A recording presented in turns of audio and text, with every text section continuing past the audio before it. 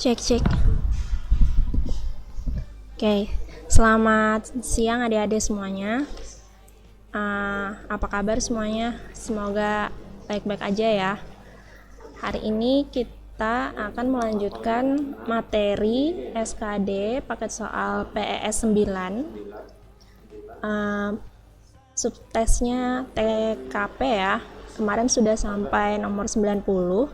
Jadi hari ini kita mulai dari nomor 91 sampai dengan terakhir ya, nomor 100. Kemudian nanti ada sisa waktu kakak lanjutkan ke pembahasan paket soal baru, paket soalnya RB1 ya. Nah, jadi ada 2 paket soal yang akan dibahas hari ini. Yang pertama kita bahas yang kemarin belum selesai dulu.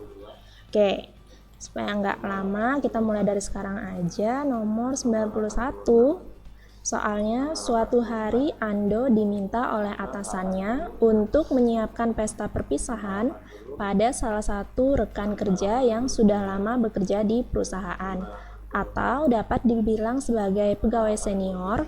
Permintaan dari atasan tersebut disebabkan karena Ando sebelumnya telah berhasil melaksanakan suatu acara perusahaan dengan sukses dan ia berperan sebagai penanggung jawab acara tersebut.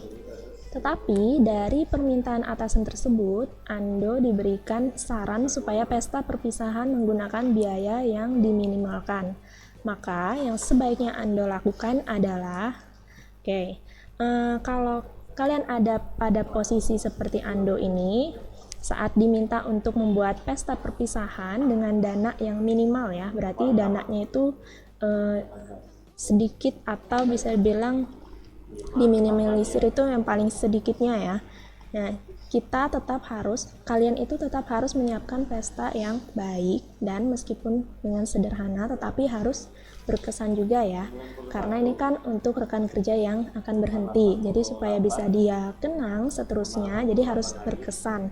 Tapi kalau dananya minimal, kalian harus berarti berpikir secara kreatif. Oke, kalau orang yang kreatif maka dia akan, kalau di posisi Ando dia akan, dikarenakan dana yang minimal maka akan membuat suatu pesta perpisahan yang sederhana. Sederhana ya, karena kan dananya nggak banyak. Sederhana tapi bukan berarti tidak berkesan ya, tetap dia bikin yang berkesan tapi dengan dana yang sederhana, tapi tetap memberikan kesan untuk dikenang oleh pegawai senior tersebut. Jadi jawabannya nomor 91 itu yang E. Ini ya, orang yang kreatif itu kalau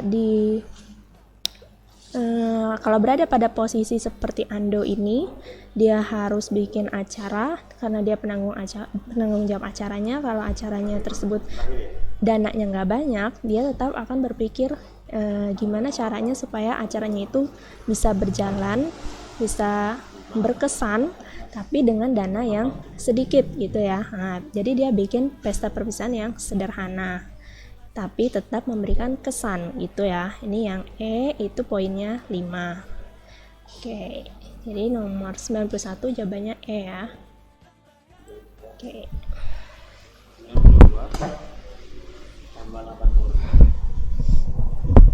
Oke, selanjutnya nomor 92. Nomor 92 soalnya Almira baru saja diterima di suatu perusahaan yang cukup bergengsi dan ia ditempatkan di divisi administrasi. Ternyata kepala divisi administrasi adalah teman dekat masa kecilnya yang sudah lama tidak bertemu. Almira senang karena dapat bertemu dengan teman lamanya tersebut. Tetapi semakin hari ia mendapatkan perlakuan dan fasilitas perusahaan dari kepala divisi yang lebih dibandingkan rekan kerjanya yang lainnya. Padahal Almira terhitung masih pegawai baru. Akibat perlakuan khusus tersebut, beberapa rekan kerja mulai menggunjingkan di Almira ya. Jika Anda sebagai Almira, yang akan Anda lakukan adalah, kalau kondisi seperti Almira ini kan di tempat pekerjaan ya, di tempat kerja, di kantor, dia dapat perlakuan khusus dari temannya. Berarti sikap yang harus ditunjukkan oleh Almira ini adalah integritas diri. Jadi aspek soalnya itu integritas diri. Nah, orang yang memiliki integritas diri pastinya dia dalam bekerja itu selalu mengutamakan yang namanya kejujuran, profesionalitas gitu ya. Nah, makanya di sini yang dilakukan oleh Alnira yang paling baik itu ada di opsi yang C nih ya. Berusaha untuk menolak perlakuan khusus dari kepala divisi meskipun ia adalah teman dekat karena tidak ingin suasana di kantor menjadi tidak kondusif bersama dengan rekan kerjanya. Nah, ini opsi C ini yang poinnya paling bagus ya. Nah, kenapa? Karena orang yang berintegritas diri itu dia kan pasti bersikap profesional dalam bekerja ya, dan tidak akan mencampurkan permasalahan pribadi. Nah, kayak tadi ya, temannya itu kan memberikan dia fasilitas lebih dibandingkan pegawai yang lain karena menganggap teman itu ya, itu kan termasuk permasalahan pribadi. Jadi dia berusaha untuk menolak perlakuan khusus tersebut. Nah, supaya apa? Supaya tidak terjadi kesenjangan gitu ya di antara teman-teman kerja yang lain. Nah, itu salah satu sikap yang integritas dirinya tinggi terhadap pekerjaan ya. Nah, mendapatkan fasilitas lebih karena atasan merupakan teman dekat masa kecil termasuk tindakan yang tidak profesional. Sehingga sebaiknya kalau kalian berada di posisi Alnira, kalian menolaknya supaya kondisi kantor kembali kondusif. Oke, jawabannya C ya, nomor 92. Selanjutnya, oh ya, kakak lupa tadi kalau kalian sudah lihat video ini, kalian ketikkan komentar kalian ya, ketikkan hadir di kolom komentar supaya nanti kakak bisa lihat siapa-siapa aja yang hadir gitu ya. Oke, dan kalau ada pertanyaan jangan malu untuk kirimkan pertanyaan kalian ke grup atau ke PM kakak ya. Oke, nomor 93. Di tempat Anda bekerja merupakan perusahaan yang memiliki aturan fleksibel mengenai waktu masuk dan pulang kerja, asalkan semua tugas-tugas yang diberikan dapat selesai tepat waktu. Tetapi, kepala divisi Anda tidak terlalu setuju dengan aturan tersebut, sehingga meminta semua anggota divisinya untuk masuk dan pulang kerja tepat waktu. Suatu hari, kepala divisi pergi rapat dengan jajaran direksi yang memerlukan waktu seharian, sehingga sebagian rekan kerja memilih untuk pulang 20 menit lebih awal dari jadwal yang seharusnya. Lalu bagaimana dengan Anda? Katanya gitu. Oke, ini poin pada soalnya kalau pada kondisinya itu ada di tempat pekerjaan gitu ya. Nah, biasanya aspeknya itu selalu tentang integritas diri. Nah, kalau dia di tempat pekerjaan gitu ya kondisinya, dia integritas diri. Nah, tindakan yang paling menunjukkan integritas diri itu ada pada opsi A. Meskipun aturan perusahaan yang fleksibel, tetapi memilih untuk pulang kerja sesuai jadwal yang juga merupakan perintah dari kepala divisi. Nah, yang ini ya, kenapa? Karena kan meskipun di tempat kerja ini ada aturan waktunya itu fleksibel ya, mengenai pulang kerjanya, masuk dan pulang kerjanya fleksibel, tapi kan kepala divisi itu atasan kalian langsung. Nah, jadi kalau kepala divisinya bilang dia tidak terlalu setuju dengan aturan yang fleksibel itu tentang waktu masuk dan pulang kerja, maka sebaiknya kalian itu mengikuti waktu pulang kerja tepat waktu ya, sesuai jadwal yang seharusnya. Nah, supaya apa? Supaya tidak mendapatkan masalah dengan kepala divisi ini yang merupakan atasan langsung dari kalian gitu. Ini jawabannya yang A ya. Lanjut, nomor 94. Anda merupakan seorang yang memiliki usaha di bidang fashion dengan membuka outlet pakaian. Suatu hari, ada pelanggan di outlet Anda yang melaporkan bahwa ia telah kehilangan sepeda motornya yang diparkir di depan outlet Anda. Pelanggan tersebut menyalahkan Anda karena tidak memberikan keamanan lebih kepada pelanggannya, sehingga ia sampai kehilangan sepeda motornya. Maka yang akan Anda lakukan menghadapi permasalahan tersebut adalah, nah ini ya, kalau dihadapkan pada situasi soal itu berhubungan dengan orang lain itu seperti pelanggan ini ya, dia kalau memberikan komentar yang membuat kalian mungkin marah atau membuat kalian tersulut emosi, berarti itu aspek pada soalnya mengenai ini orientasi pada pelayanan ini ya, orientasi pada pelayanan. Nah, kalau berhubungan dengan pelanggan seperti ini, nah orientasi pada pelayanan, kalau tindakan yang paling mencerminkan orientasi pada pelayanan itu ada pada opsi yang B. Nah, karena apa? Di sini kan dia yang B, meminta maaf kepada pelanggan tersebut. Meminta maaf ini salah satu bentuk orientasi pada pelayanan ya. Kalau ada pelanggan yang komplain, maka kalian itu wajib untuk meminta maaf terlebih dahulu sebagai bentuk respect kalian ya terhadap pelanggan itu. Nah, kalau kalian menerima kritikan dari pelanggan gitu ya, meminta maaf dulu dan akan membantu untuk melapor pada pihak berwajib. Selain kalian meminta maaf sebagai bentuk tanggung jawab kalian juga membantu untuk melapor pada pihak berwajib. Ini salah satu bentuk tanggung jawab kalian juga ya. Kalau kalian itu nggak cuman diam aja gitu kalau pelanggan itu memberikan kritik gitu ya, tapi ada tindak lanjutnya. Seperti ini membantu untuk melapor pada pihak berwajib serta menanggulangi agar peristiwa tersebut tidak terulang kembali. Nah, ini berarti kalian belajar dari masa lalu gitu ya, belajar dari kesalahan. Nah, jadi opsi B ini dia yang paling baik gitu ya. Selanjutnya nomor 95. Ketika masa kecil Anda mengalami kecelakaan dengan tanpa sengaja, terdapat seekor laba-laba yang masuk ke dalam baju Anda hingga mengakibatkan ruam di tubuh Anda. Hal tersebut membuat Anda fobia terhadap laba-laba hingga dewasa ini. Suatu hari, Anda tanpa sengaja menemukan laba-laba besar ketika membersihkan kamar Anda dan kebetulan saat itu Anda sendirian di rumah. Respon Anda adalah, nah kalau kalian berada pada posisi ini kan kondisinya itu memancing emosi ya, karena kan kalian tuh takut sama laba-laba. Nah, karena fobia gitu ya. Nah, berarti untuk aspek yang ditanyakan pada soal ini itu adalah kemampuan mengendalikan diri. Nah, dia berhubungan dengan emosi kan, ini soalnya ini. Nah, karena dia fobia sama laba-laba, dia sedang sendirian di rumah, berarti maksud dari soalnya ini adalah gimana cara kalian itu mengendalikan diri. Jadi aspeknya itu kemampuan mengendalikan diri. Nah, kemampuan mengendalikan diri yang paling baik di opsi-opsinya ini ada di opsi yang B. Menguasai rasa takut Anda, ini salah satu kemampuan mengendalikan diri ya, menguasai rasa takut. Nah, dan setelahnya menangkap laba-laba tersebut dengan gelas. Nah, karena nggak mungkin kan kalau kalian takut itu kalian langsung menangkap laba-labanya dengan tangan kalian sendiri, kan nggak mungkin, pasti kalian takut masih.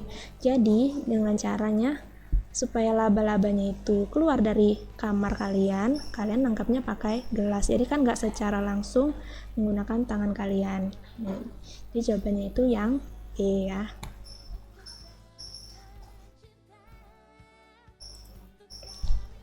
Oke, sekarang nomor 96.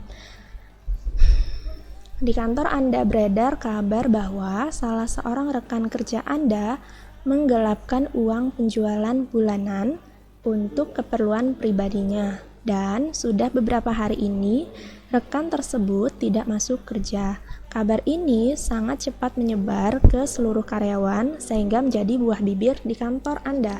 Menurut Anda, katanya, nah ini ya, kalau ada kondisi seperti ini, sikap pegawai yang baik itu harusnya tidak perlu ikut campur masalah orang lain ya. Ini kan masalah orang lain kan, karyawan lain. Nah, sebagai pegawai yang baik, kalian tidak perlu ikut campur masalah pegawai tersebut. Nah, lebih baik tidak terlibat juga dalam urusan yang bukan kapasitas kita, kayak membicarakannya dengan pegawai lain. Itu kan bukan kewajiban kita, bukan wewenang kita, bukan kapasitas kita. Jadi, jangan kalian lakukan hal-hal yang tidak sesuai dengan kapasitas kalian gitu ya. Nanti itu bisa memicu konflik. Kalau misalnya itu beritanya nggak benar, itu kan bisa jadi konflik ya. Kalaupun beritanya benar, itu juga bukan kapasitas kalian. Nah, dan menghindari kesalahpahaman juga yang bisa berdampak buruk bagi Anda dan lingkungan pekerjaan. Karena kan kalau membicarakan pegawai lain, bisa jadi itu jadi berdampak bukan hanya pada lingkungan pekerjaan kalian aja, bisa juga pada diri Anda sendiri atau diri kalian sendiri ya. Jadi 96 itu yang paling baik. Itu jawabannya yang A. Kabar tersebut belum pasti, jadi saya tidak mau berkomentar lebih jauh. Ini ya salah satu bentuknya, karena kabarnya itu tadi belum pasti kalau teman itu atau rekan kerja Anda itu melakukan penggelapan uang. Nah, jadi kalian nggak perlu berkomentar lebih jauh gitu ya. Itu salah satu bentuk kemampuan mengendalikan diri gitu. Nggak perlu ikut campur dengan urusan orang lain. Jadi jawabannya yang A. Oke. Selanjutnya nomor 97. Akan ingatkan lagi kalau ada pertanyaan boleh kalian kirimkan pertanyaannya lewat grup atau PM ya. Nomor 97, di dunia bisnis pasti banyak persaingannya. Untuk menghadapi persaingan tersebut, tentunya sebuah perusahaan dapat membuat strategi dengan membuat produk baru yang berbeda dan unik dari lainnya. Produk baru tersebut diharapkan dapat meningkatkan omset perusahaan menjadi lebih besar. Dalam rangka mengembangkan produk baru untuk perusahaan Anda, yang mungkin Anda lakukan sebagai pimpinan adalah kalau dia kondisi pada soal itu kalian sebagai pimpinan, sebagai ketua, maka aspek pada soalnya itu pastilah dia kemampuan menggerakkan dan mengordinasi orang lain. Jadi gimana caranya kalian itu untuk mengajak anggota-anggota tim kalian atau pegawai-pegawai kalian gitu ya untuk melakukan atau mengembangkan sebuah ide atau rencana gitu ya. Nah, pasti dia kalau kalian sebagai pimpinan atau ketua di dalam soalnya ini, pasti dia aspeknya kemampuan menggerakkan dan mengordinasi orang lain. Ya, orang lainnya itu pasti pegawai kalian atau bawahan kalian gitu ya. Nah, kalau mengajak karyawan untuk ini kan dia pengen mengajak karyawannya ya untuk menyumbangkan ide gitu. Nah, karena itu jawabannya pastilah yang A, yang paling benar ya. Nah, karena apa? Menggelar rapat dan meminta untuk setiap karyawan menyumbang satu ide untuk mengembangkan produk baru dan akan memilih ide yang paling baik. Itu ya, karena kan kalian maunya menghadirkan produk baru yang berbeda dan unik gitu ya. Untuk mendapatkan ide, nah berarti kan kalian nggak mungkin memikirkannya sendiri, karena kan kalian punya tim kan, punya pegawai gitu. Jadi gunakanlah sebaik mungkin gitu. Nah, mintalah ide kepada para pegawai kalian. Kalau ada yang menyumbangkan ide, pilihlah ide-ide yang menarik gitu ya. Nah, kemudian itu bisa dijadikan suatu bahan untuk membuat produk baru. Ini yang A ya. Oke. Nomor 98. Banyak karyawan di perusahaan Anda tiba-tiba mengundurkan diri. Di antaranya merupakan karyawan yang berprestasi dan berkinerja baik. Anda mengetahui jika kebanyakan alasan pengunduran diri karyawan tersebut karena perusahaan tidak memberi kesempatan pada karyawannya untuk mengembangkan diri. Di sisi lain, keuangan perusahaan sedang tidak memungkinkan untuk hal tersebut. Sedangkan jika hal ini terus dibiarkan akan berdampak buruk dan merugikan perusahaan Anda karena kehilangan sumber daya manusia yang bagus. Sikap Anda, nah ini juga ya. Ini kan kalian sebagai pimpinan juga kan di sini. Nah, berarti aspeknya juga pasti kemampuan menggerakkan dan mengordinasi orang lain supaya di sini karyawan kalian itu tidak banyak yang mengundurkan diri gitu ya. Nah, kalian harusnya nomor 98 itu. Nah, yang B ya, pimpinan sendiri harus memberikan pembekalan tersebut agar karyawan bisa mengembangkan dirinya ke arah yang lebih baik. Nah, yang ini ya, karena kan ini kondisinya pada soal tadi perusahaannya keuangannya lagi tidak baik gitu ya, sehingga kalian itu nggak bisa mendukung karyawannya itu untuk mengembangkan diri kan. Nah, makanya untuk itu kalian sendiri yang sebagai pimpinan yang memberikan pembekalan untuk mengembangkan karyawan kalian itu kalian sendiri. Nah, karena kan keuangannya katanya tadi sedang tidak baik gitu ya. Nah, jadi kalian sendiri yang memimpin atau memberikan pembekalan agar karyawan bisa mengembangkan dirinya ke arah yang lebih baik gitu ya. Ini aspeknya kemampuan menggerakkan dan mengordinasi orang lain. Nah, jadi sebagai pemimpin yang baik, kalian itu harus peka terhadap pengembangan diri karyawan kalian. Jangan hanya menuntut karyawannya untuk kerja cepat, tepat, dan sesuai dengan prosedur. Nah, tapi untuk masalah seperti di sini, di soal ini, pimpinan bisa memberikan pembekalan langsung dan pelatihan, gitu ya. Jawabannya yang B. Selanjutnya, nomor 99. Zanita sedang mengerjakan ujian calon pegawai negeri sipil dan merasa bahwa soalnya termasuk sulit untuk dikerjakan. Sehingga sampai waktu pengerjaan tinggal 5 menit masih ada beberapa soal yang belum dikerjakan oleh Zanita. Jika Anda sebagai Zanita, yang akan Anda lakukan adalah untuk Zanita ini kan dia ingin dia sedang mengikuti ujian CPNS kan. Karena waktunya itu nggak cukup, sebentar lagi, berarti kan dia kayak terdesak gitu ya. Nah, kalau orang pada umumnya kan mungkin akan merasa gugup, cemas gitu ya. Nah, berarti aspek pada soalnya ini adalah kemampuan mengendalikan diri. Jadi pilihlah di opsinya ini, opsi mana yang kira-kira yang kemampuan pengendalian dirinya itu paling baik gitu ya. Nah, jawabannya itu ada di opsi yang B. Mengambil pernapasan dalam agar tidak tegang dan cemas nih ya. Ini pengendalian diri. Jadinya dia bernafas dulu pelan-pelan supaya menghilangkan rasa cemas dan tegang itu. Nah, baru kemudian mengerjakan soal yang tersisa sampai waktu habis. Nah, gitu ya. Jadi soal-soalnya itu yang belum dia selesaikan sampai waktunya habis. Jadi dia nggak memaksa kalau semua soal itu harus selesai. Kalau waktunya sudah habis ya sudah, gitu ya. Yang penting dia sudah berusaha. Yang pasti jangan cemas. Ini kemampuan mengendalikan diri. Yang B ya. Oke, soal terakhir untuk paket soal PS 9 nomor 100 ya. Pada era sekarang ini, kemampuan bahasa asing sangat diperlukan pada era sekarang ini, kemampuan bahasa asing sangat diperlukan agar dapat menjadi nilai plus apabila ingin melamar pekerjaan. Dengan kemampuan bahasa asing yang baik, kita tidak hanya bisa bekerja di Indonesia, tetapi membuka peluang yang besar untuk bekerja di luar negeri. Suatu hari, Anda mengetahui ada penawaran kursus bahasa Inggris di kampus Anda. Maka yang akan Anda lakukan adalah, kalau soalnya itu berhubungan dengan sekolah, lanjutan studi, atau dapat beasiswa, kayak gitu-gitu ya, berarti itu aspek soalnya itu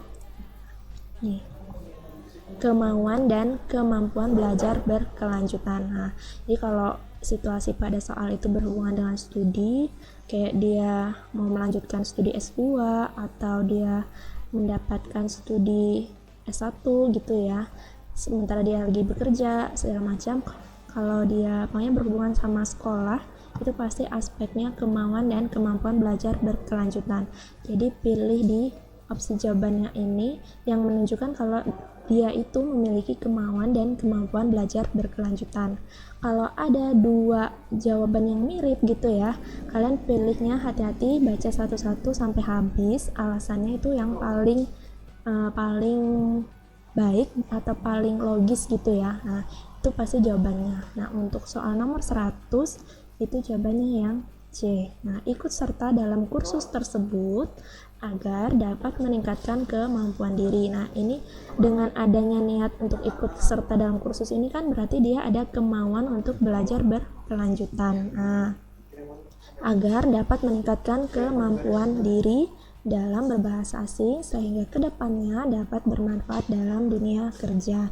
Itu alasannya ya, alasannya baik gitu. Nah, jadi jawabannya yang C.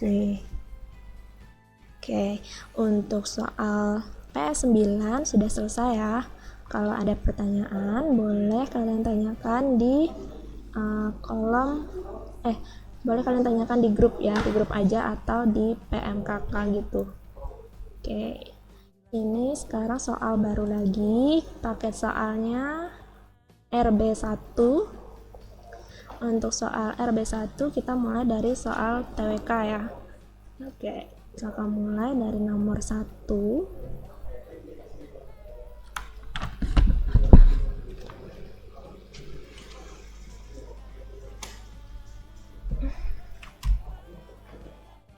Oke, nomor 1 ini ada paragraf ya.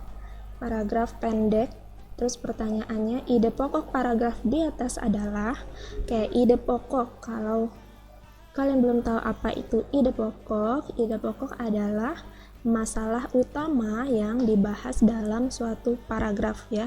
Jadi ide pokok itu yang mengandung masalah utama atau inti ceritanya itu apa sih gitu ya. Nah, atau kalimat yang menunjukkan kalau di situ ada permasalahan di dalamnya, itu ide pokok ya namanya.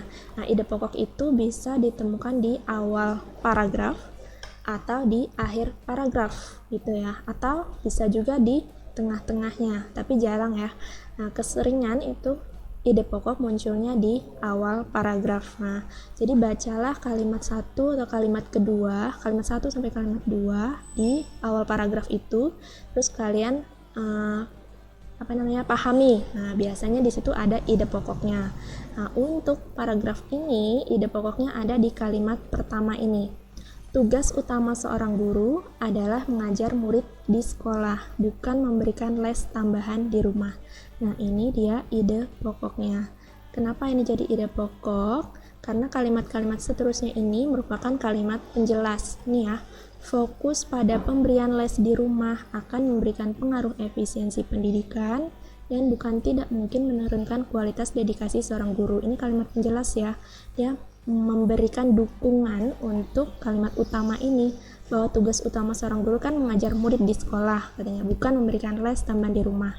Makanya dia perjelas, dia beri dukungan kalau guru itu terlalu fokus memberikan les di rumahnya, itu bisa menurunkan dedikasi seorang guru, kualitas dedikasi seorang guru.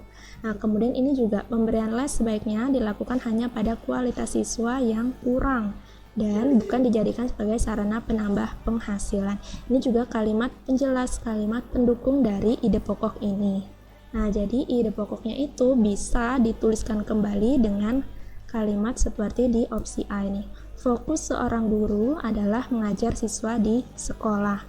Nah, ini meskipun kata-katanya ada yang diganti, tapi intinya sama kan, mirip dengan yang tugas utama seorang guru adalah mengajar murid di sekolah. Nah, jadi ini ide pokoknya adalah yang A. Nih ya. Untuk B, C, dan D ini adalah kalimat penjelas. Ada ya D kalimat 2 dan kalimat 3. Nah, kemudian kalau yang E ini tidak sesuai dengan isi paragraf. Katanya pemberian les akan meningkatkan dedikasi kualitas seorang guru. Bukan meningkatkan ya, kalau di paragrafnya itu pemberian les ini akan pemberian les dilakukan menurunkan kualitas dedikasi seorang guru. Ini ya, menurunkan bukan meningkatkan. Jadi yang E ini otomatis pasti salah. Jawabannya A. Oke. Salah. Oke. Ini nomor 2 lagi. Perbaikan kalimat bertanda petik pada teks pidato tersebut adalah kalimat dalam tanda petiknya yang ini. Sudah sangat pasti hal ini akan melatih kemandirian anak.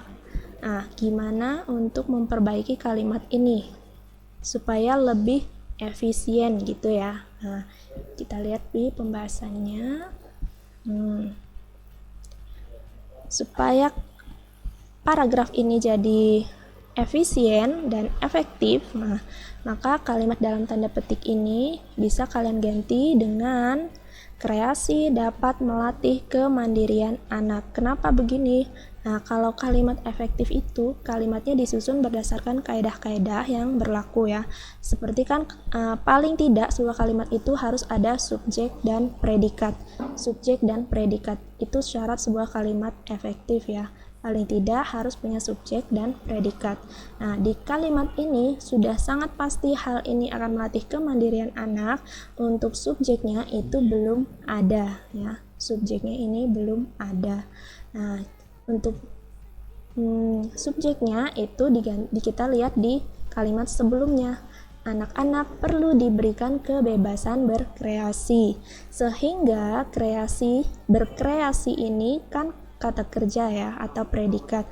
Untuk jadi subjek itu dia harus berupa nomina atau kata benda. Nah, kata bendanya dari berkreasi itu adalah kreasi. Jadi di sini diganti dengan kreasi. Kreasi akan melatih kemandirian anak kayak gitu ya. Cuman di dalam opsi jawabannya ini tidak ada. Yang paling mendekati itu adalah kreasi dapat melatih kemandirian anak. Jadi jawabannya itu yang C ya. Ini subjeknya kreasi, dapat melatih itu predikatnya. Jadi ini sudah berupa kalimat efektif.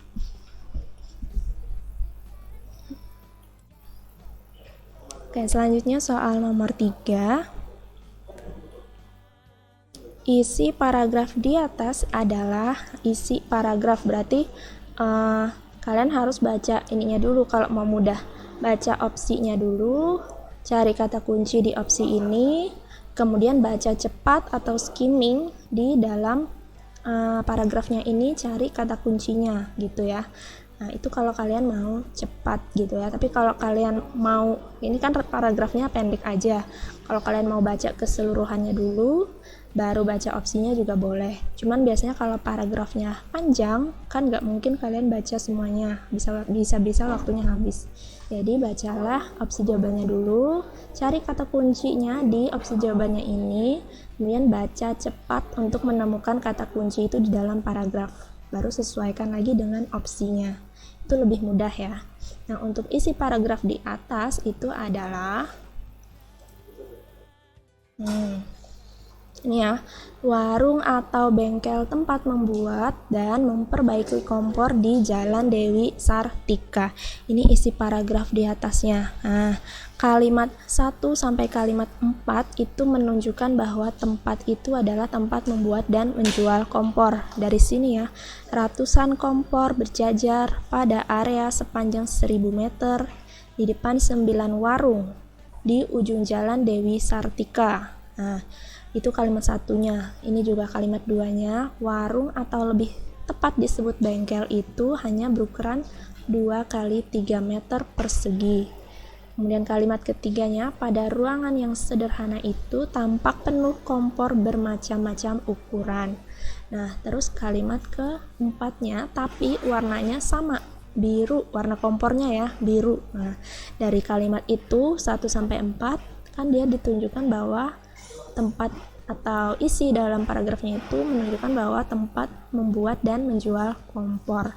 Nah, kemudian kalimat kelimanya di situ juga ada peralatan untuk memperbaiki kompor yang rusak. Jadi dia bukan cuma membuat dan menjual kompor, tapi juga memperbaiki kompor yang rusak.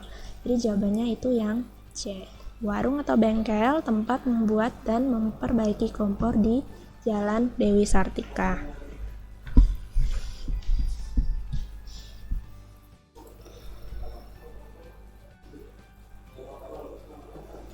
Selanjutnya nomor 4, pokok persoalan dalam paragraf di atas adalah, untuk pokok persoalan itu bisa juga disebut pokok pembahasan ya.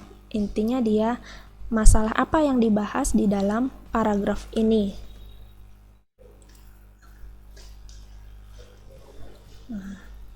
Nih ya, pokok pembahasan atau pokok persoalan adalah inti permasalahan yang dikemukakan. Inti permasalahan ya, jadi ada masalah yang dibahas di dalam paragraf ini. Masalah itu intinya apa sih? Nah, ini inti permasalahan dalam paragraf ini ada di kalimat ini. Pestisida justru dapat mencemari lingkungan dan menjadikan tanah lebih keras sehingga perlu pengolahan biaya yang tinggi. Perlu pengolahan dengan biaya yang tinggi. Ini pokok permasalahannya ya. Pestisida mencemari lingkungan dan menjadikan tanah lebih keras. Jadi jawabannya di D ini. Pestisida dapat mencemari lingkungan, sama kan, dan menjadikan tanah lebih keras. Ini jawabannya D. Itu pokok permasalahannya. Oke, selanjutnya nomor 5 lagi ya.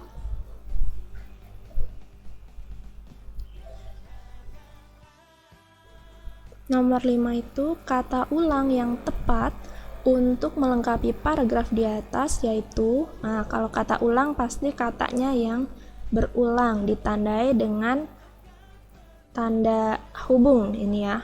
Nah, tanda hubung atau seperti tanda kurang itu. Nah, itu kata ulang. Nah, untuk mencari kata ulang seperti ini, kalian baca kalimatnya secara lengkap gitu ya, yang ada titik-titiknya itu. Titik-titik seperti ini. Nah, kalian baca kalimatnya secara lengkap, kemudian sambil kalian cocokkan dengan opsi jawabannya. Nah, gitu. Untuk yang ini nih, kami menikmati keindahan panorama alam pantai sambil kata ulangnya berjalan-jalan. Nah, berjalan-jalan. Oke, yang ada berjalan-jalannya kan A dan C, berarti tinggal perhatikan A dan C ini, yang lain gak usah diperhatikan.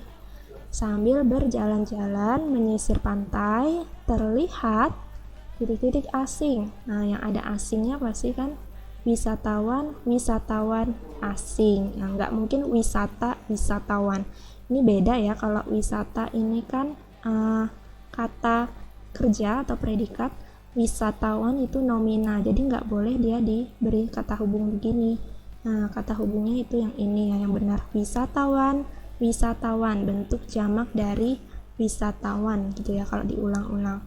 Terlihat wisatawan asing. Nah, sudah dapat berjalan-jalan wisatawan, berarti jawabannya adalah yang A. Kalau kalian mau cepat kayak gitu, tapi kalau kalian mau cari semuanya juga boleh. Lanjut lagi, tampak pula anak-anak berkejar-kejaran sambil bersemburan air. Itu benar ya, berkejar-kejaran. Nah, intinya mereka itu lari-larian, kejar-kejaran gitu. Nah, ini jawabannya yang A, kata ulangnya.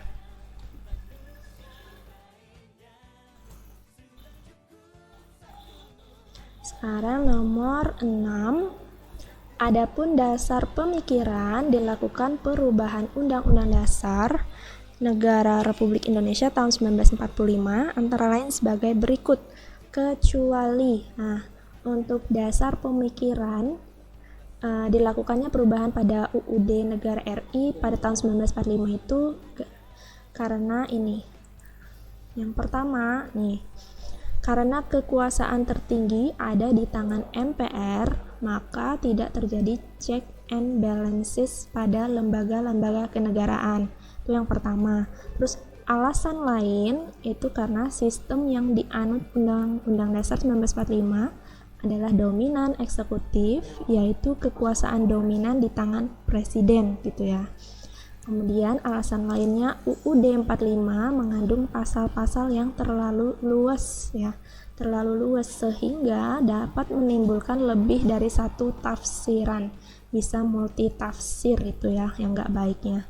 Kemudian alasan lainnya itu juga UUD 45 terlalu banyak memberikan kewenangan kepada kekuasaan presiden untuk mengatur hal-hal penting dengan undang-undang.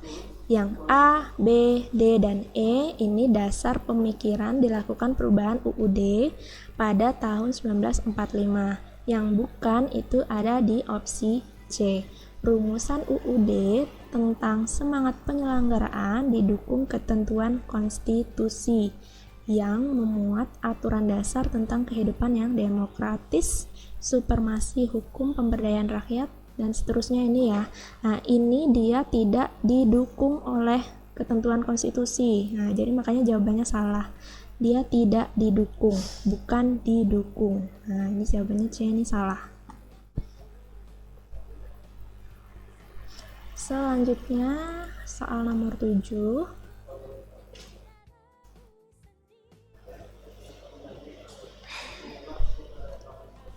Oke, soal nomor 7.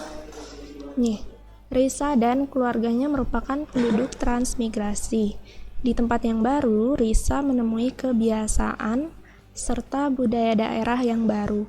Risa tidak canggung untuk mempelajari kebudayaan tersebut. Bahkan ia tampak senang dan bangga dengan kekayaan budaya di Indonesia. Risa telah belajar mengenai wawasan Nusantara melalui channel YouTube. Risa menganggap sikap tersebut adalah sebuah implementasi dari pengetahuan yang sudah ia pelajari sebelumnya.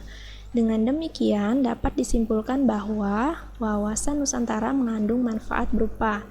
Intinya ini soalnya wawasan Nusantara mengandung manfaat apa gitu ya kalau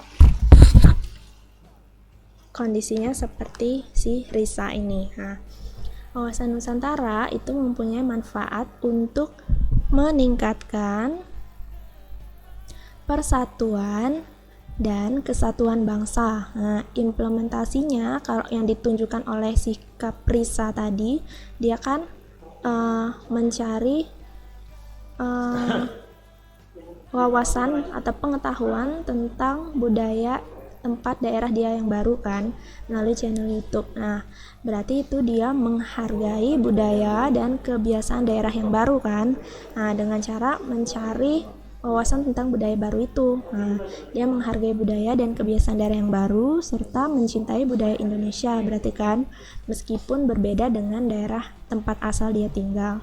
Nah, Risa tidak beranggapan bahwa budaya pada daerah sebelumnya lebih bagus. Nggak ada kan ditunjukkan di situ kalau dia bilang budaya di daerah sebelumnya itu lebih bagus. Nah, jadi dia tidak beranggapan seperti itu. Nah, akan tetapi ia justru mempelajari budaya lain sebagai wujud penghargaan terhadap kekayaan budaya Indonesia. Ini ya, dia belajar dari channel YouTube tentang budaya di tempat daerah dia yang di daerah tinggalnya yang baru.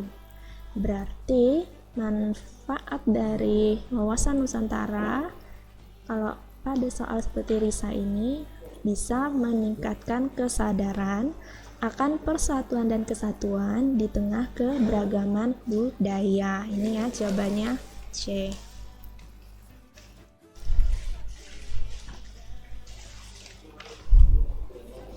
Sekarang nomor 8. Presiden membahas sejumlah investasi saat bertemu dengan para pengusaha Jepang di Istana Merdeka Jakarta. Kunjungan ini dilakukan secara reguler untuk membicarakan proyek-proyek yang sedang dan akan dijalankan. Setidaknya ada 3 proyek di sektor perhubungan, di antaranya pembangunan MRT di Jakarta, kereta api cepat Jakarta-Surabaya, dan proyek pelabuhan Patimban. Berdasarkan ilustrasi di atas, dapat disimpulkan pentingnya kerjasama internasional bagi bangsa Indonesia adalah. Nah, ini pembahasannya. Nah, pentingnya kerjasama internasional bagi bangsa Indonesia itu untuk menunjang upaya meningkatkan pembangunan ekonomi nasional dalam bidang sarana transportasi dan infrastruktur. Jadi jawabannya itu yang B. Nah, ini kan yang dibangun kerjasamanya antara pengusaha Jepang dengan presiden. Nah, mereka kan membahas investasi mengenai pembangunan MRT, kemudian kereta api cepat. Nah, ini kan merupakan sarana transportasi. Dan proyek pelabuhan Patimban ini dia membangun infrastruktur. Nah, berarti kerjasama internasionalnya ini penting untuk menunjang upaya meningkatkan pembangunan ekonomi nasional ya, karena kalau dibangun MRT dan kereta api cepat itu kan pasti menarik pelanggan gitu ya, ada yang naik kan MRT dan kereta api itu bisa membangun ekonomi nasional. Nah jadi jawabannya yang B.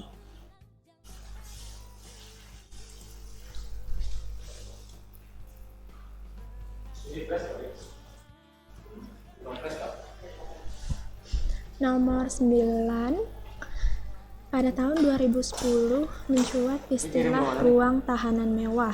Ruang tahanan tersebut milik seorang terpidana kasus suap.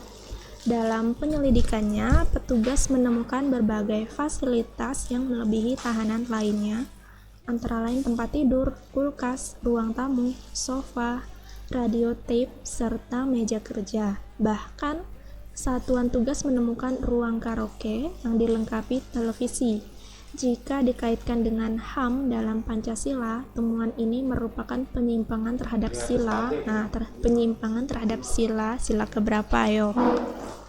Ini kan ada sila, ini kelima, ini ketiga, ini keempat, ini ketiga, ini kedua, dan ini kesatu. Nah, ini kan si tahanan ini punya ruang tahanan yang mewah katanya kan, udah kayak rumah pribadi ini kan, ada tempat tidur, kulkas, ruang tamu, sofa. Sementara kan tahanan itu nggak seharusnya seperti itu kan, nggak semuanya punya fasilitas seperti itu. Nah berarti ini ada penyimpangan atau ada diskriminasi gitu ya antara tahanan yang ini dan tahanan yang lainnya. Nah ini merupakan penyimpangan dari sila ke sila kedua ini ya, kemanusiaan yang adil dan beradab. Nah, sila kedua ini dia mengandung jaminan terhadap HAM atau hak asasi manusia. Salah satunya itu hak kesederajatan dalam hukum. Berarti semua orang, semua manusia, masyarakat Indonesia itu punya kesederajatan atau kesetaraan hak ya di dalam hukum, itu nggak ada yang dibeda-bedakan gitu. Nah kalau ruang tahanan mewah ini merupakan wujud diskriminasi atau perlakuan berbeda dalam hukum ya kan. Seharusnya setiap tahanan kan punya ruang tahanan yang sama sehingga terwujud kesederajatan dalam hukum. Jawabannya ini yang D ya, ini penyimpangan terhadap sila kedua Pancasila.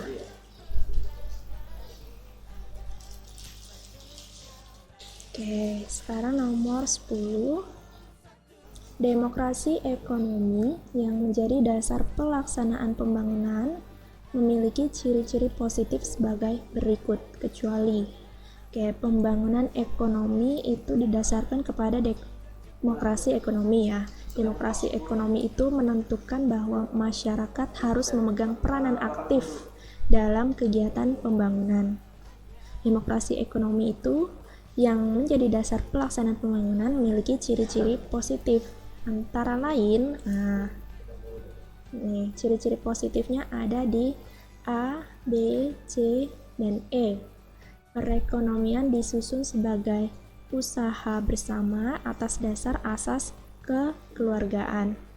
Kemudian, hak milik perorangan diakui dan pemanfaatannya tidak boleh bertentangan dengan kepentingan masyarakat. Kemudian, ciri positifnya lagi, potensi, inisiatif, dan daya kreasi setiap warga negara dikembangkan sepenuhnya dalam batas-batas yang tidak merugikan kepentingan umum. Dan terakhir, fakir miskin dan anak-anak terlantar berhak memperoleh jaminan sosial. Yang A, B, C, dan E ini adalah ciri positif dari demokrasi ekonomi. Yang bukan itu yang D, mencanangkan sistem etatisme dalam hal potensi dan daya kreasi unit-unit ekonomi di luar sektor negara. Ini yang bukan ciri positif dari demokrasi ekonomi. Selain itu juga ada tambahan, selain A, B, C, dan E, tambahannya Sumber-sumber kekayaan dan keuangan negara digunakan dengan permufakatan lembaga-lembaga perwakilan rakyat, serta pengawasan terhadap kebijaksanaannya ada pada lembaga-lembaga perwakilan rakyat. Itu salah satu tambahannya ya dari ciri-ciri positif demokrasi ekonomi. Nah, sekarang nomor 11.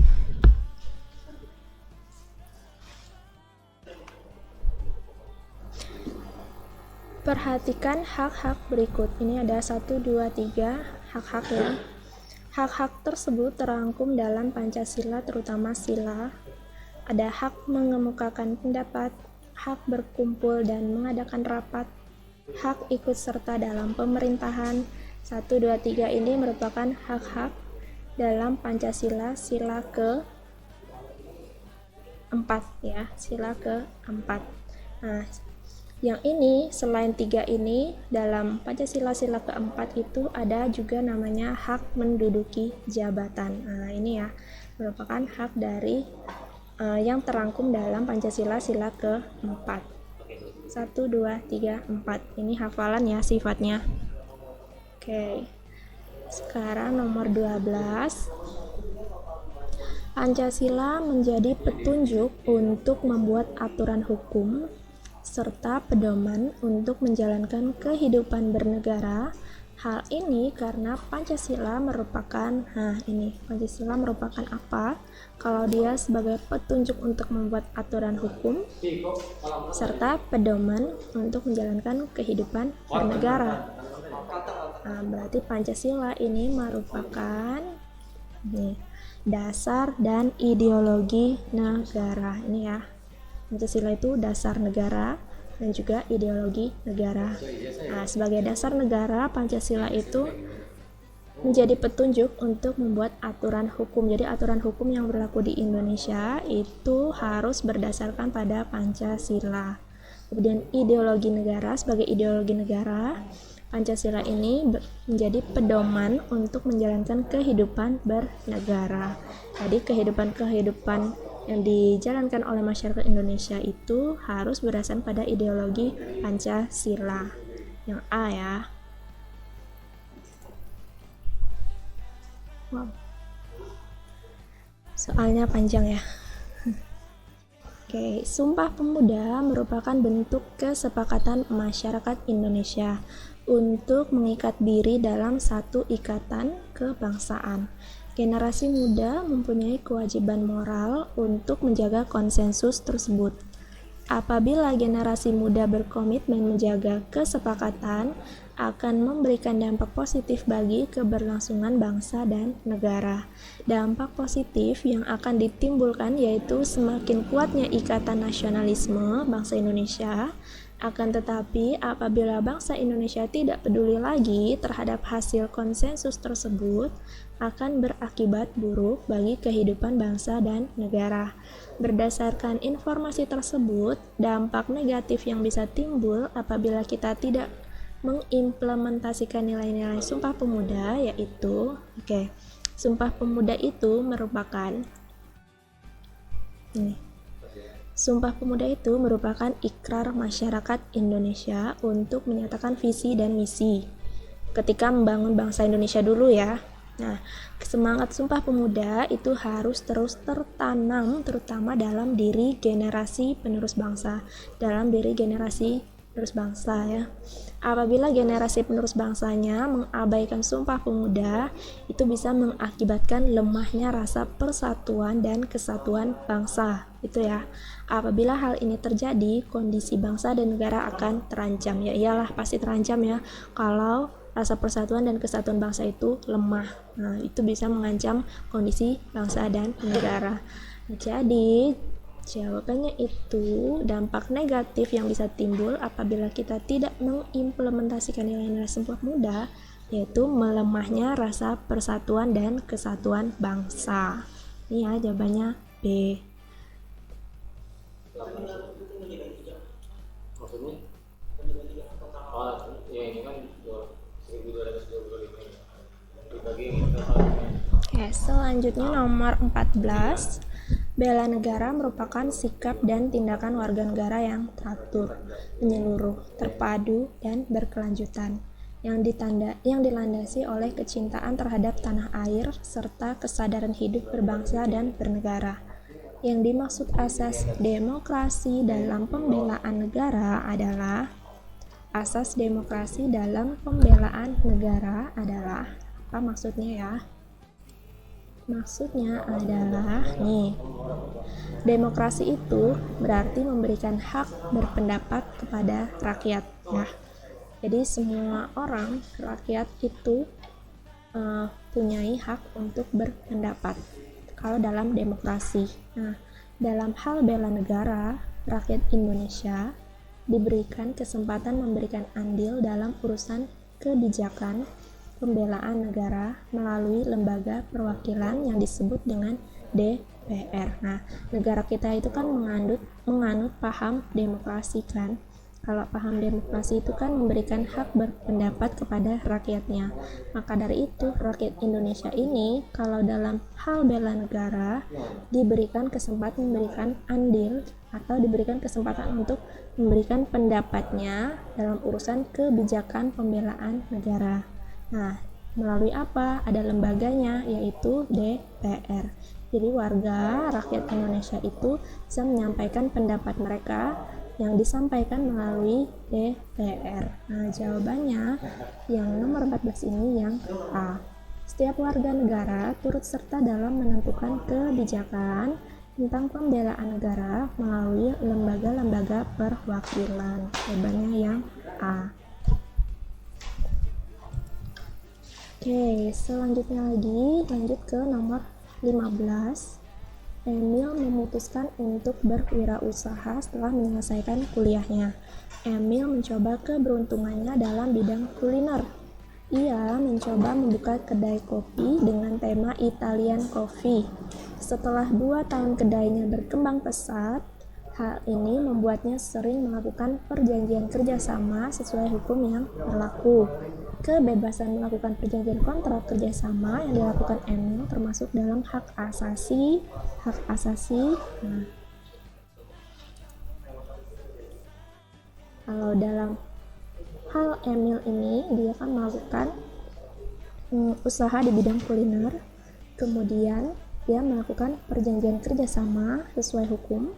Berarti kebebasan melakukan perjanjian kontrak kerjasama ini termasuk ke dalam hak asasi ekonomi, namanya ya, hak asasi ekonomi. Ini adalah hak setiap individu untuk melakukan kegiatan ekonomi. Salah satunya misalnya melakukan perjanjian atau kontrak, dan juga hak untuk memperoleh pekerjaan, itu termasuk hak asasi ekonomi juga ya. Jawabannya yang E.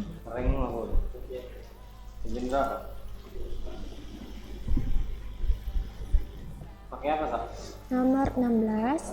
Belanda pernah menyerang ibu kota negara Indonesia yang saat itu masih berkedudukan di Yogyakarta sebagai upaya untuk menduduki wilayah Indonesia kembali.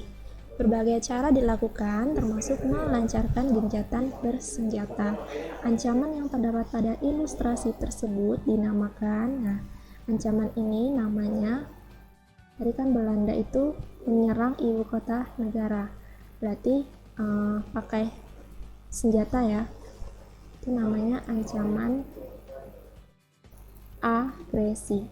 Agresi itu ancaman militer, seperti Belanda ini kan menyerang ibu kota negara RI. Ancaman militer yang menggunakan kekuatan bersenjata oleh negara lain terhadap suatu negara, ya kan? Belanda menyerang Yogyakarta dengan melancarkan gencatan bersenjata, itu ya, agresi. Nah, ini bisa membahayakan kedaulatan dan keutuhan wilayah negara serta keselamatan segenap bangsa tersebut. Ini namanya agresi. Ancaman militer ya, menggunakan kekuatan bersenjata oleh negara lain kepada suatu negara, itu namanya agresi.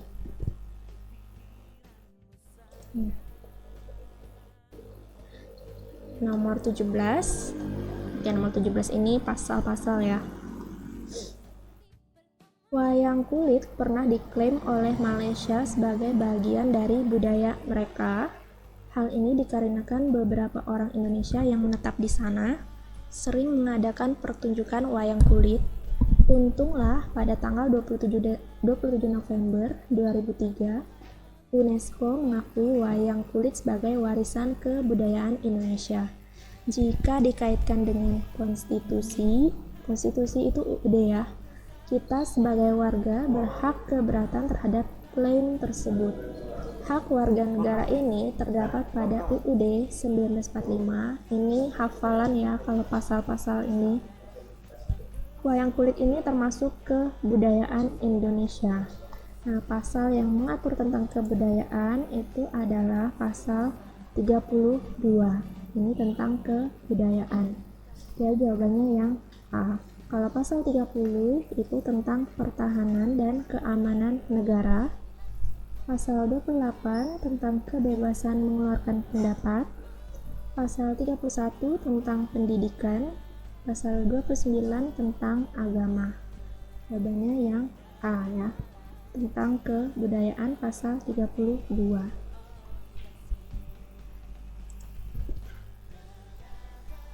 Selanjutnya nomor 18.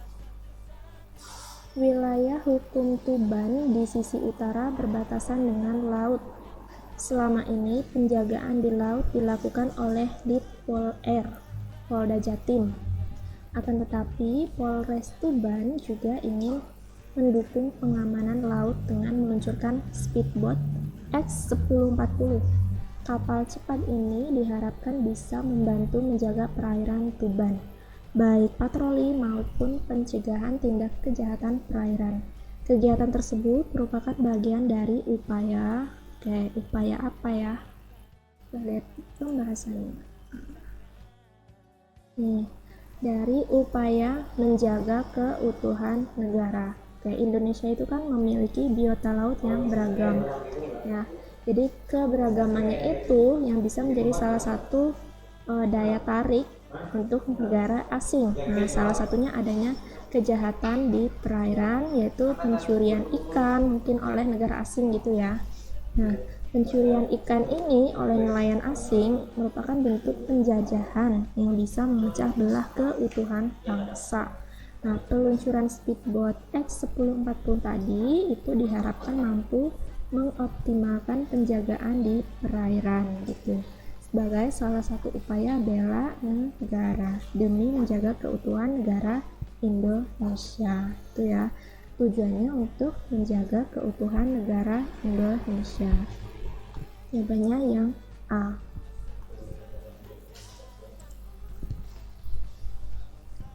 Oke, nomor 19 lagi.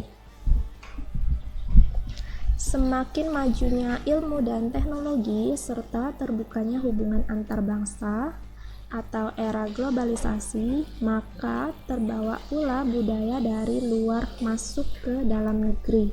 Sebagai negara yang telah memiliki pandangan hidup, maka kita harus bersikap ini. Kalau sekarang kan zamannya globalisasi ya. Jadi budaya-budaya dari luar itu mudah masuk ke dalam negeri, atau budaya kita juga bisa dinikmati oleh budaya luar. Nah, sebagai warga negara yang memiliki pandangan hidup, kita itu menghadapi era globalisasi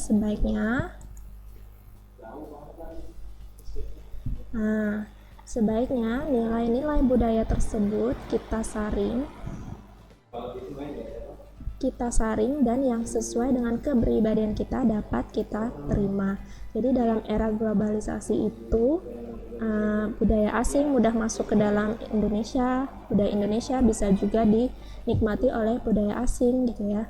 Nah, sebagai warga negara yang memiliki pandangan hidup, itu kita harusnya bersikap kalau nilai-nilai budaya asing itu kalau dia baik, kalau dia bisa diterapkan di dalam negara kita, maka kita bisa menerimanya. Tapi kalau tidak sesuai, maka kita bisa menolaknya gitu ya. Intinya disaring dulu, nggak semuanya serta-merta kita terima karena merasa oh ini dari budaya Amerika bagus nih, enggak ya, tapi kita saring dulu. Nah, kalau misalnya kebudayaan itu enggak cocok, enggak sesuai dengan nilai-nilai dan moral yang ada di dalam bangsa kita, maka itu tidak perlu kita terapkan. Nah, kalau dia masih bagus, misalnya contohnya kayak budaya orang Jepang yang disiplin, nah itu kita kan bisa meniru karena itu termasuk budaya yang baik.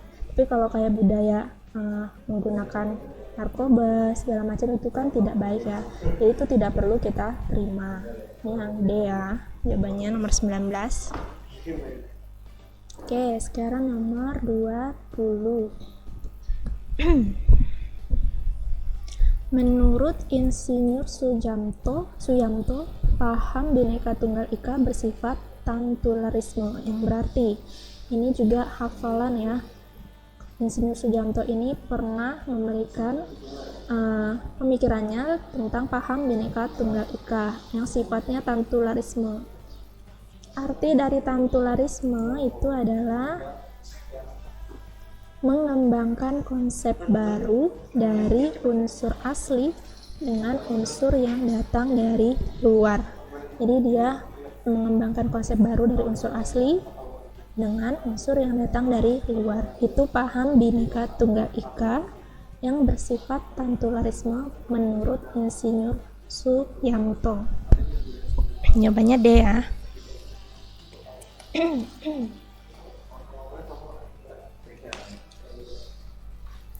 Oke, sekarang nomor 21. Nasionalisme Indonesia mengajarkan kepada kita untuk membina semangat kebangsaan yang dilandasi perasaan sebagai bagian dari umat manusia, maka melahirkan sikap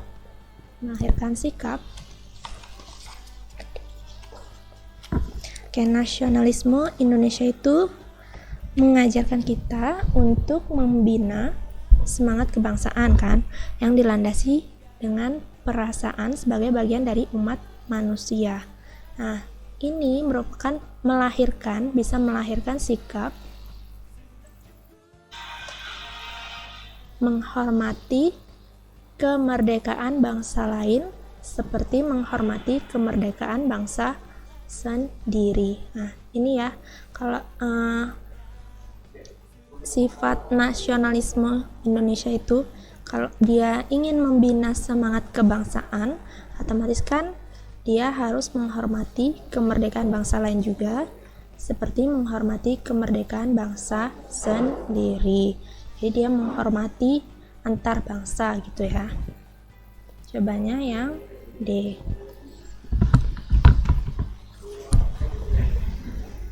Lanjut ke soal nomor 21. Soal nomor 22 ya. Nasionalisme berasal dari bahasa Latin, yaitu nation, yang berarti dilahirkan atau sering disebut sebuah bangsa yang dipersatukan akibat kelahiran. Nasionalisme dalam ruang dan waktu dapat memiliki perubahan hakikat karena apa? Nah, jawabannya itu yang karena disesuaikan dengan penafsiran ideologi.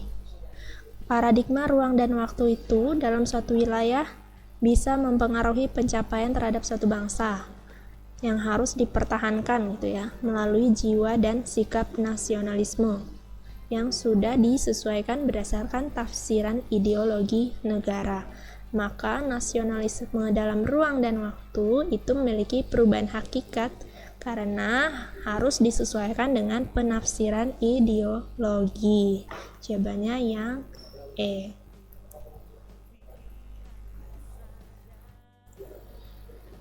Lanjut nomor 23. Pendidikan sebagai salah satu elemen dalam masyarakat yang bermuatan positif mampu memberikan pengaruh untuk membangun sikap kejujuran. Berikut ini perilaku yang mencerminkan ketidakjujuran adalah, ini mudah ya, perilaku yang mencerminkan tidak jujur. Nah, pasti mudah ini. A, B, C, D, E. Jawabannya yang benar adalah budaya menyontek dalam mengerjakan ujian. Nah, udah pasti ya, menyontek itu adalah salah satu sifat yang tidak jujur.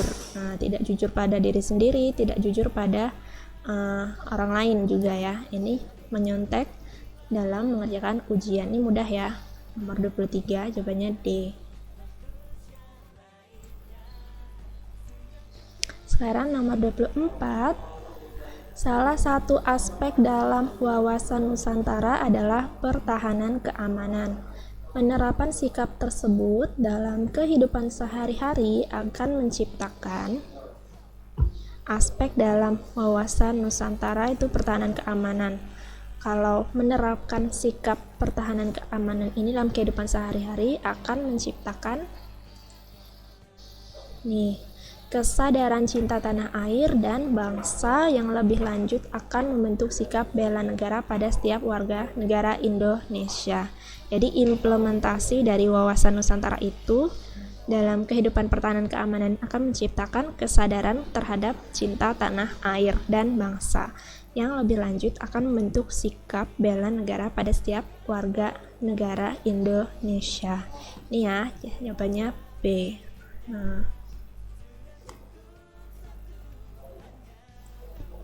Nomor 25, kata Indonesia merupakan gabungan dua kata yang berasal dari bahasa Latin yang berarti titik dan titik. Nah, jadi kata Indonesia itu berasal dari dua kata dalam bahasa Latin.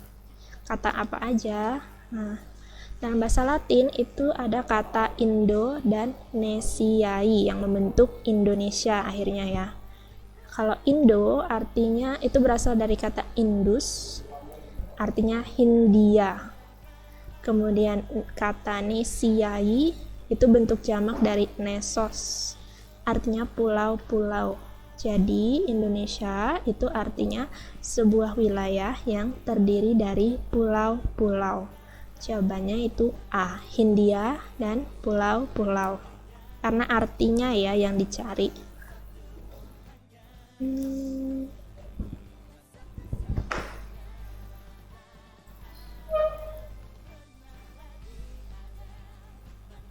Oke, sekarang nomor 26.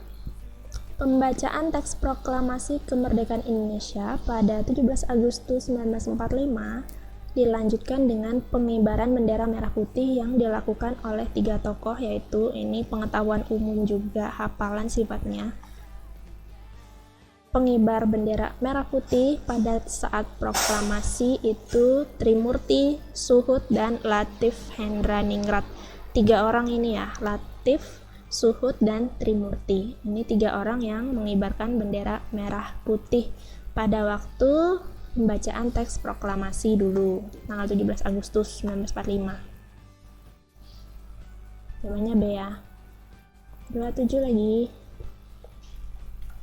Setelah proklamasi kemerdekaan, Indonesia masih harus berjuang dalam mendapatkan kedaulatan negara, khususnya dari pemerintah Belanda. Salah satu cara mendapatkan kedaulatan yaitu melalui jalur diplomasi dengan mengadakan perjanjian antara Indonesia dan Belanda, seperti Perjanjian Linggarjati.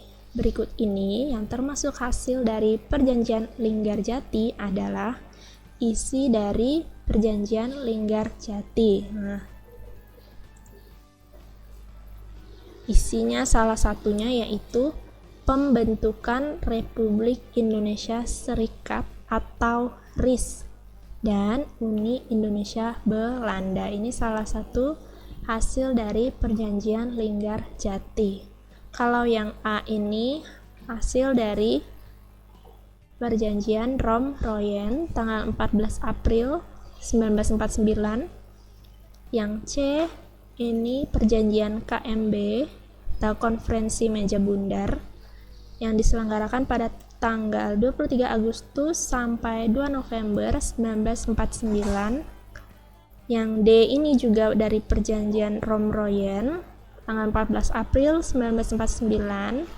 Kemudian yang E ini merupakan Perjanjian Renville, isi Perjanjian Renville yang dilakukan pada 8 Desember 1947. tapi ditandatanganinya pada tanggal 17 Januari 1948. Sebulan setelahnya baru ditandatanganin. Ini jawabannya B. Kemudian nomor 28, pasca proklamasi kemerdekaan Indonesia masih harus menghadapi ancaman kedaulatan negara dari luar negeri maupun dalam negeri ya. Jadi dari luar ada, dari dalam pun ada itu ya. Pasca proklamasi ini setelah proklamasi. Berikut ini yang bukan termasuk gerakan separatisme pasca proklamasi kemerdekaan adalah ini. Jadi setelah Indonesia merdeka itu, pemberontakan-pemberontakan yang mengancam bangsa Indonesia yang berasal dari dalam negeri itu ada PKI Madiun, pemberontakan DITII, kemudian gerakan RMS ya. Kemudian ada Angkatan Perang Ratu Adil dan pemberontakan Andi Ajis. Jawabannya yang tidak ada itu adalah yang peristiwa Tanjung Priok. Jadi jawaban C ini yang salah ya, yang bukan termasuk gerakan separatisme, itu peristiwa Tanjung Priok C ya. Karena peristiwa Tanjung Priok ini dia tidak sampai terjadi kerusuhan ya. Tidak ada terjadi kerusuhan. Kalau yang lain ini dia sampai terjadi gerakan separatisme, kayak kerusuhan gitu ya, ricuh intinya. Selanjutnya lagi nomor 29, tugas Kabinet Juanda melanjutkan perjuangan membebaskan Irian Barat dan menghadapi keadaan ekonomi serta keuangan yang buruk.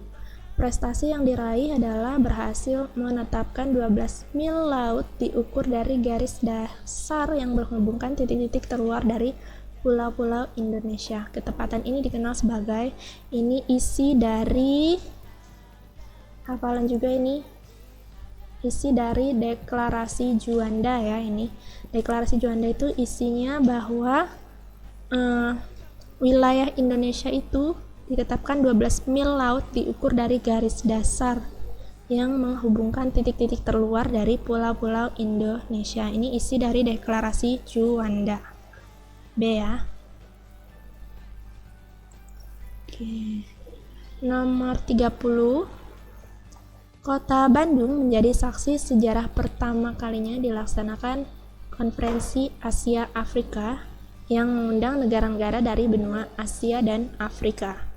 Berikut ini negara-negara dari benua Afrika yang menghadiri konferensi tersebut adalah Konferensi Asia Afrika atau KAA. Itu dihadiri oleh negara-negara di benua Asia dan Afrika. Dari benua Asia itu ada Indonesia, India, Pakistan, Myanmar, Sri Lanka, Arab Saudi, Cina, Jepang, Afghanistan, Irak, Iran, Kamboja, Laos, Filipina, Thailand, Nepal, Lebanon, Suriah, Turki, Yaman, Yordania, Vietnam Utara, dan Vietnam Selatan. Kemudian dari negara Afrika itu ada Sudan, Ghana, Liberia, Libya, Mesir, Ethiopia, dan ada satu lagi Libya. Ini yang dari Asia dan ini yang dari Mesir. Pertanyaannya negara-negara dari Afrika, maaf ya. Negara-negara dari benua Afrika. Nah, pertanyaannya itu negara-negara dari benua Afrika. Jadi jawabannya adalah yang B. Oke. Ya. Untuk hari ini Kakak rasa pembahasannya sampai nomor 30 dulu. Untuk selanjutnya akan dibahas pada pertemuan selanjutnya ya. Jadi untuk pakai soal RB1-nya jangan dihapus dulu filenya. Bisa kalian save aja supaya nanti waktu pembahasan selanjutnya dengan tentor yang selanjutnya juga bisa kalian lihat lagi soalnya. Oke. Jika ada pertanyaan, jangan sungkan, jangan malu untuk ketikan pertanyaannya, kirimkan ke grup atau ke PM kakak ya. Oke, untuk perhatiannya kakak ucapkan terima kasih dan selamat siang.